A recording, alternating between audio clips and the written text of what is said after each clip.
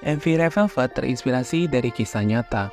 Jadi guys, gua mau jelasin teori yang bilang kalau adegan di MV Red Velvet tuh seperti kisah nyata, di mana para member tuh sebenarnya diculik oleh seorang pria, kemudian pria tersebut lengah dan diakhiri hidupnya oleh Wendy, karena ada adegan di mana Wendy tuh sedang membukain pintu yang gak terkunci dan menyuruh member lain buat diam.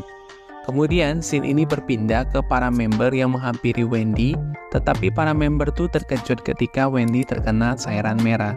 Makanya setelah kejadian tuh, para member punya reaksi yang berbeda, seperti Wendy yang udah nggak tersenyum lagi, Joy yang kelihatan panik, Sugi yang berusaha tenang dan menyadarkan Joy, Yeri yang hanya diam dan nonton TV, Irene yang terdiam dan berusaha merangkul Yeri.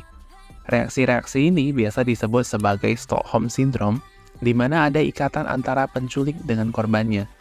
Teori ini diperjelas lagi dengan foto teaser yang diduga tuh punya makna, seperti Wendy yang berfoto dengan harimau sebagai orang yang mengakhiri pria itu, Joy yang berfoto dengan harimau dengan bekas gigitan sebagai orang yang panik ketika menyaksikan kejadian itu, Yeri yang berfoto dengan kupu-kupu biru yang dinamakan sebagai tanda depresi, makanya dia hanya tonton TV dan berusaha ngelupain kejadian itu.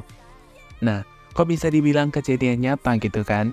Karena di MV-nya ada scene di mana musik tuh tiba-tiba diam dan tanggal di kalendernya tuh 13 November dan mereka tuh keluar dari rumah tersebut.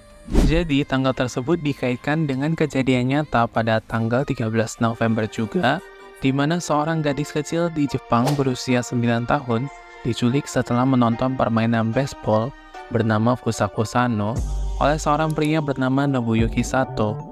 Nah, kesamaannya tuh dilihat ketika dia diculik, Sano tuh hanya bisa nonton TV, di mana kejadian ini juga ada di MV-nya. Kemudian, saat terakhir Sano di kerangkeng, Sato sudah tidak mengunci pintu lagi. Dan terlihat di MV-nya, Wendy bisa bukain pintu. Sano kemudian diselamatkan ketika ibu dari si penculik melaporkan anaknya sendiri. Adegan penyelamatan itu digambarkan di MV-nya ketika Wendy mengakhiri pria tersebut. Jadi menurut teori ini, arti dari chill kill itu adalah mengikat jiwa seseorang. Dan di liriknya Don't think about tomorrow, forget about your sorrow, itu menggambarkan kepasrahan dan berusaha hidup dalam ketersiksaan itu. Gimana menurut kalian teori yang satu ini?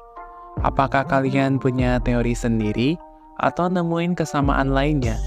Boleh banget di komen ya. See you the next video.